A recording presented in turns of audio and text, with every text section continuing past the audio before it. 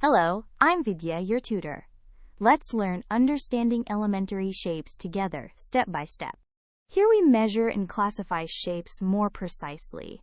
Angles by size, triangles by sides and angles, and a first look at three-dimensional solids.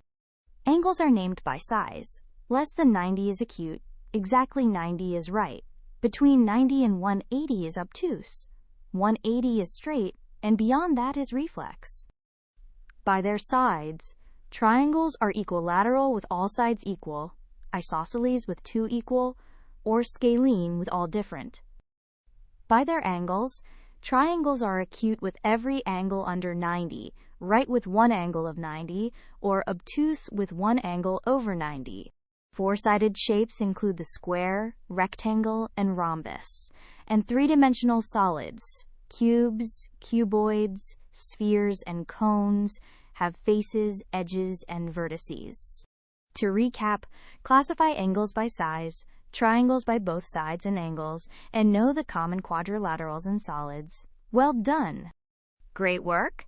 Keep learning with Vidya and visit CBSETest.com for free lessons, worked examples, and practice tests.